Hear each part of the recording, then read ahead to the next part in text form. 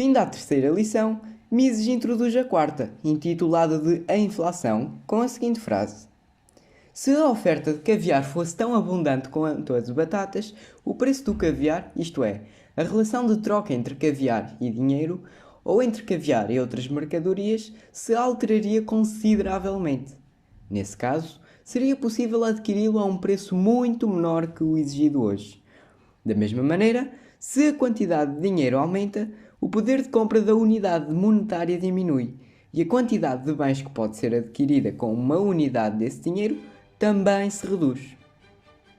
De facto, quando se descobriram e se exploraram as reservas de ouro e de prata na América do século XVII, significativas quantidades desses materiais foram transportadas para a Europa.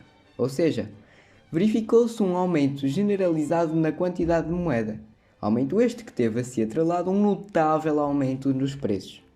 Sendo assim, por que não seríamos nós, nos dias de hoje, levados a ter em conta que, quando um governo aumenta a quantidade de papel-moeda, a consequência disso é a queda progressiva e cumulativa do poder de compra da unidade monetária em questão e um aumento nos preços?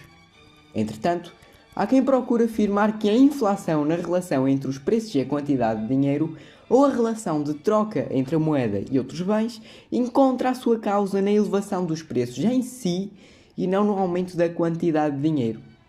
Mais assustadoramente, é um facto que, a partir do momento em que se passou a usar impressoras tecnológicas para imprimir meros pedaços de papel, tal processo passou a ser mais fácil do que deveria. Nos Estados Unidos, aliás, a imprimir uma nota de $1000 não custa mais que imprimir uma de $1.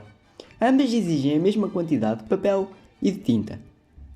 Neste sentido, o autor denota que a única maneira para a resolução, entre aspas, dos problemas do governo é a taxação, direta ou indiretamente, através da inflação. Dado que o Estado nada produz, só lhe é possível prover bens e serviços ao aumentar, de alguma forma e ainda que a muito curto prazo, a receita. Suponhamos então que o governo pretende construir um hospital com as receitas que obteve por meio de um aumento na taxação. Neste caso, não ocorrerá nenhuma mudança significativa nos preços porque a taxação implica necessariamente que os cidadãos são impelidos a diminuir os seus gastos, ou seja, consomem menos. Contudo, é crucial termos em mente que isso não significa de forma alguma que a afirmação popular segundo a qual faz a diferença se o governo usa o dinheiro para bons ou maus propósitos seja verdadeira. É falsa. Suponhamos agora que o governo usa sempre e em qualquer circunstância o dinheiro que roubou para bons, entre aspas, fins. Isto é, para fins com os quais todos os indivíduos concordam. Ainda assim, ocorre que não é o modo como o governo gasta, mas sim como ele é obtido que constitui o fator da inflação. A título elucidativo, o governo poderia, sem acentuar a inflação de alguma forma, usar o dinheiro arrecadado de modo a contratar novos funcionários ou para elevar os salários dos já contratados. Estes passam a poder comprar mais do que relativamente antes podiam, ao passo que os contribuintes passam a ter menos o que gastar. Isto significa que os preços em geral não subirão. Em contraste, se o Estado recorre a dinheiro recém-impresso para financiar tais medidas, algumas pessoas começam a ter mais dinheiro enquanto que as demais têm o mesmo que antes. Assim, as que agora têm mais dinheiro vão competir com aquelas que eram anteriormente compradoras. Já que o volume de mercadorias manteve-se, ao passo que a quantidade de papel moeda aumentou, haverá uma demanda adicional para uma quantidade inalterada de bens. Por miúdos, há mais escassez. Como consequência, os preços tendem a subir. Ainda no tocante à inflação, há quem recorra ao uso do termo nível de preços. Quando tal termo é referido, a imagem que as pessoas formam mentalmente é a de um líquido que sobe e que desce, mas que num reservatório eleva-se sempre por igual. Ora, isto é uma analogia completamente inválida para os preços de mercado. No mercado, não há nada que se assemelhe a esse nível. É incorreto procurar determinar esse nível de forma objetiva. Os preços não se alteram na mesma medida e no mesmo tempo. Há sempre preços que mudam mais rapidamente, caem ou sobem mais depressa que outros, ao passo que outros alteram-se a um ritmo mais lento. Consideremos o exemplo referido anteriormente. O dinheiro suplementar que o Estado imprimiu não é usado na compra de todas as mercadorias e de todos os serviços. É usado apenas em alguns setores, cujos preços, com o aumento da demanda e com os correspondentes bens tornando-se mais escassos, subirão, ao passo que outras mercadorias manterão o seu preço. Assim, embora a inflação aparente ser, a curto prazo, benéfica para certos grupos, para outros é totalmente catastrófica. Naquelas áreas em que o consumo aumenta por último, ou que nem sequer são abrangidas pelo artificial aumento do consumo, as empresas mais pequenas vêm-se engolidas, entre aspas, pelas grandes. Consolidam-se assim os grandes monopólios. Face a isto, Mises propõe uma solução óbvia. Passo a citar. O padrão ouro tem uma extraordinária virtude. Na sua vigência, a quantidade de dinheiro disponível é independente das políticas governamentais e dos partidos políticos. Essa é a sua vantagem. Constitui uma forma de proteção contra governos esbanjadores. Sob o padrão ouro, se um governo resolve fazer gastos em um novo empreendimento, o Ministro das Finanças pode perguntar: e onde vão conseguir o dinheiro? Diga-me, primeiro, onde encontrarei dinheiro para esse gasto adicional? Já num sistema inflacionário, nada é mais simples para os políticos que ordenar ao órgão governamental encarregado da impressão do papel moeda a emissão de quanto dinheiro lhes seja necessário para seus projetos. O padrão ouro é muito mais propício a um governo financeiramente seguro. Seus titulares podem dizer ao povo e aos políticos: não podemos fazer tal coisa, salvo se aumentarmos os impostos. Sob condições inflacionárias, o povo se habitua a considerar o governo uma instituição que tem recursos ilimitados à sua disposição. O Estado, o governo, podem tudo. Desnecessário será dizer que esta é uma das propostas do União. Refutadas as práticas inflacionistas, agora, na quinta lição, denominada de O Investimento Externo, Ludwig passa a criticar o protecionismo e os termos de países em vias de desenvolvimento, ou seja, a noção de que as disparidades entre graus de desenvolvimento entre países são intrinsecamente más e de que há um certo grau objetivo de desenvolvimento que os países necessitam de ter. Primeiramente, esta lição inicia com uma refutação à noção segundo a qual os liberais económicos apresentam uma mentalidade negativista, uma vez que dizem não a quase tudo, nomeadamente à censura, ao intervencionismo, ao socialismo, à redistribuição de renda, aos subsídios e ao controle da imprensa, por exemplo. Como o Mises afirma, na verdade, estes indivíduos que negam a intervenção multilateral do Estado são a favor de algo. Tendo em conta o último exemplo referido, estes liberais são a favor de o escritor ter a possibilidade de escrever tudo o que entender, por exemplo. Já nos seguintes parágrafos, disserta de forma mais incisiva a respeito das disparidades internacionais, ao afirmar o seguinte: hoje, grande parte das pessoas julga inadequadas as consideráveis diferenças de padrão de vida existentes entre muitos países. 2 séculos atrás, as condições da Grã-Bretanha eram muito piores que as condições atuais da Índia. Mas em 1750 os britânicos não se atribuíam os rótulos de subdesenvolvidos ou de atrasados, pois não tinham como comparar a situação de seu país com a de outros, que se encontrassem em condições económicas mais satisfatórias. Hoje, todos os povos que não atingiram o padrão de vida médio dos Estados Unidos acreditam haver algo de errado na sua situação económica. Muitos deles se intitulam países em desenvolvimento, e é justamente nessa qualidade que reivindicam ajuda aos chamados países desenvolvidos ou superdesenvolvidos. Permitam-me explicar a realidade dessa situação. O padrão de vida é mais baixo nos chamados países em desenvolvimento porque os ganhos médios para os mesmos géneros de trabalho são mais baixos nesses países que em alguns outros da Europa Ocidental, que no Canadá, no Japão e especialmente nos Estados Unidos.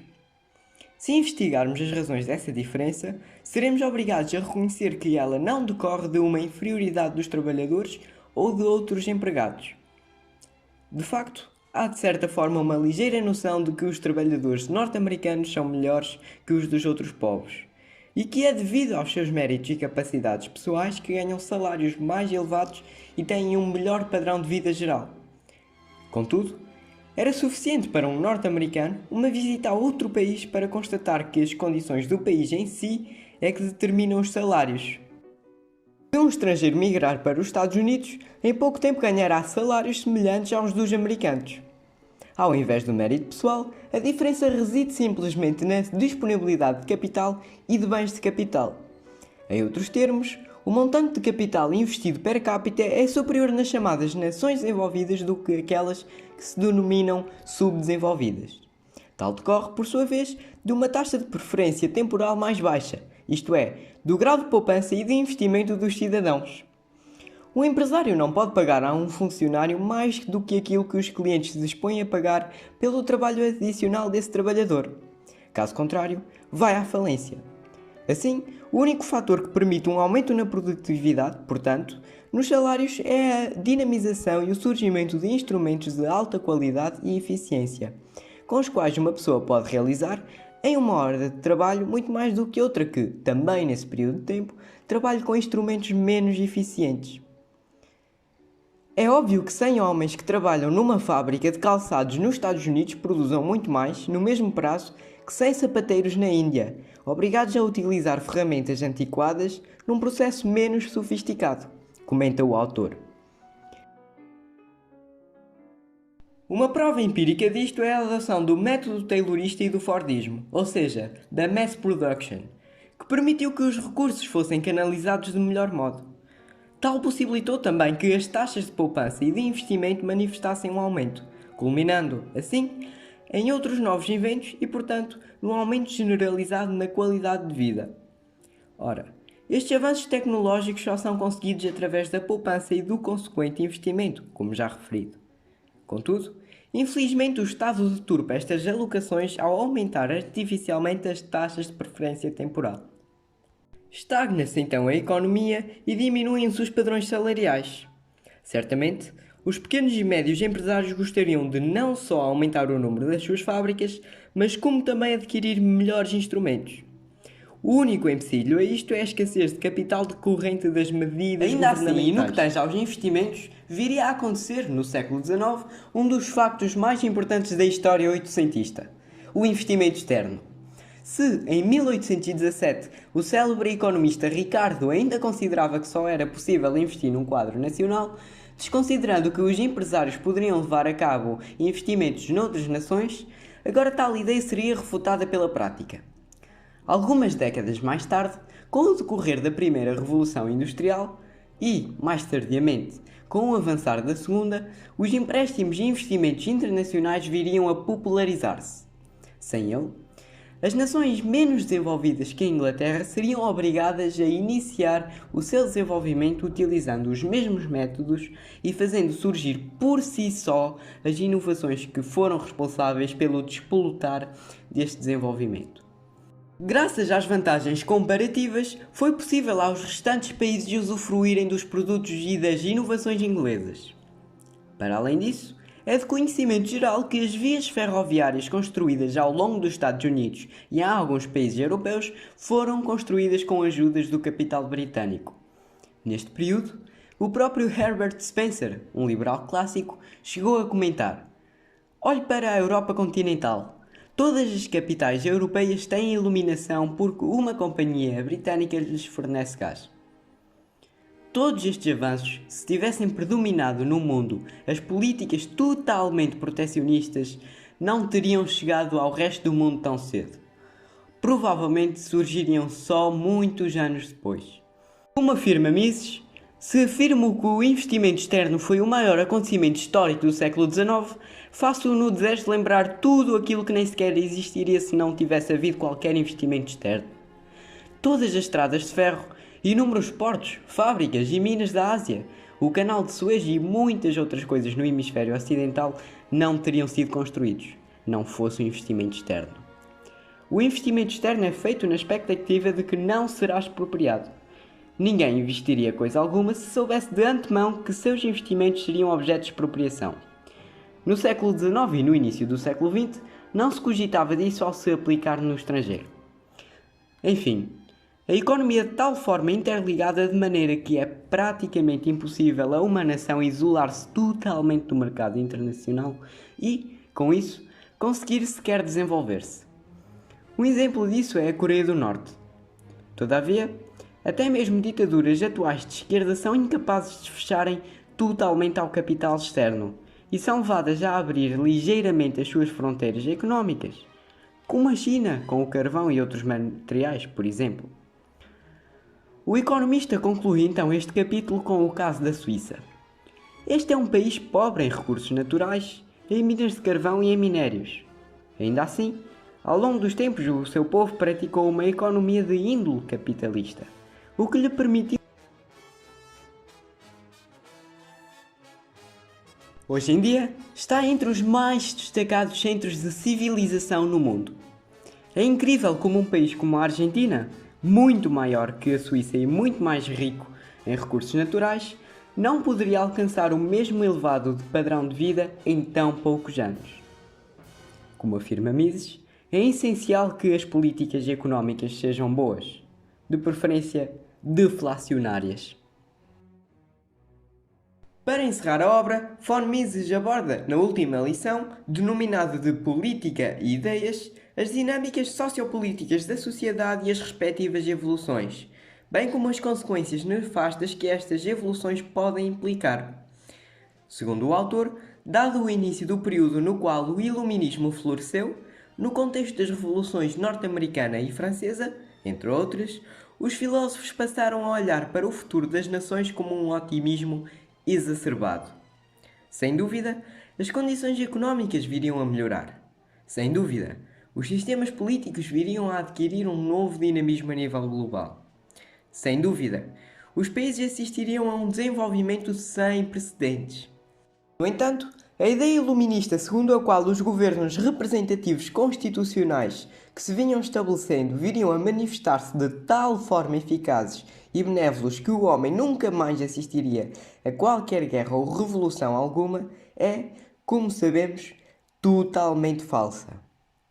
Por isso mesmo, neste capítulo, Mises vai, assim, demonstrar que se outrora os integrantes dos sistemas políticos tendiam a buscar o desenvolvimento do bem-estar social e as divergências eram providas de um caráter mais natural, hoje em dia a política, em especial nos novos sistemas políticos partidários, o reverso ocorre. A política acaba por não ser nada mais nada menos que a procura pelos interesses específicos de cada ala. A mesma tornou-se numa divisão entre grupos de interesses, onde o cerne político tende a ser meramente ideológico. Constituem um exemplo disto os Estados Unidos, onde vigora um sistema bipartidário, o Partido Republicano e o Partido Democrata. Todavia, cada um deles abriga representantes dos mesmos grupos de pressão. Estes grupos políticos, e agora falo por experiência própria, estão interessados em cooperar com outros representantes do mesmo grupo, ainda que sejam de partidos adversários, de forma a sair por cima no cenário político, do que propriamente com os esforços dos próprios copartidários. Na prática, o autor afirma que isto ocorre do seguinte modo: se procedermos a um diálogo com pessoas que, de facto, conhecem as atividades do Congresso, estas afirmarão que tal político ou tal membro do Congresso representa os interesses dos grupos ligados à prata, ou que outro político representa, a título de exemplo, os plantadores de trigo. Como era de se expectar, cada um destes grupos de pressão constitui necessariamente uma minoria. E as minorias não têm qualquer possibilidade de êxito, a não ser que colaborem com outras minorias semelhantes, isto é, com outros grupos de pressão com interesses parecidos. Congêneres. Daí que, na democracia, mesmo grupos que, à partida, entre si divergem, se aproximam muitas vezes, deturpando a intenção inicial do voto dos eleitores. Nas Assembleias Legislativas, e isto é bastante notório no nosso país, procura-se compor uma coalizão entre vários grupos de pressão, de forma a que se possa, eventualmente, converter em maioria. No entanto, após algum tempo, essas coligações podem se desintegrar, uma vez que há questões que tornam impossível o acordo entre vários grupos. Foi justamente isto que ocorreu em 1871 na França, com a chamada Queda da Terceira República. Todavia, Mises aponta que não se tratou de um declínio do sistema político vigente, mas que antes houve uma amostra de que o sistema de grupos de pressão não é algo que se possa aplicar com sucesso ao governo de uma grande nação. Só nos órgãos legislativos norte-americanos haviam representantes do trigo, do petróleo, da carne, da prata e especialmente de inúmeros sindicatos. Só uma coisa não está propriamente representada: a nação como um todo. Somente vozes e interesses isolados se destacam no sistema parlamentarista republicano. Como consequência, todos os problemas, mesmo os de política exterior, acabam por ser encarados do ponto de vista dos interesses especiais destes minóricos grupos de pressão. Nos Estados Unidos da América, alguns estados de menor população podem até estar interessados no preço da prata, por exemplo. Ainda assim, nem todos os habitantes destes estados têm esse interesse. Contudo, o país despendeu por muitas e longas décadas elevadas quantias de dinheiro à custa dos contribuintes para comprar prata a um preço superior do mercado. Mises exemplifica ainda tal análise com a ideia de que só uma pequena parcela dos norte-americanos se dedica à atividade agrícola e o restante é constituído por consumidores. Mesmo assim, a América tem até hoje uma política que envolve o gasto de bilhões e bilhões de dólares com o fim de manter os preços dos produtos agrícolas acima do potencial preço de mercado para favorecer os pequenos grupos de interesse da agricultura. Como tal, pequenos grupos obtêm privilégios à custa de uma maioria e acaba-se, no final das contas, não só por gastar mais, mas como também comprar em maiores quantidades desnecessariamente. Já noutro âmbito, é ainda na sexta lição que Ludwig refuta a ideia de que a deterioração do parlamentarismo é desvinculada à situação económica de um país ou das concepções económicas que determinam as atividades das pessoas. Esta independência não existe.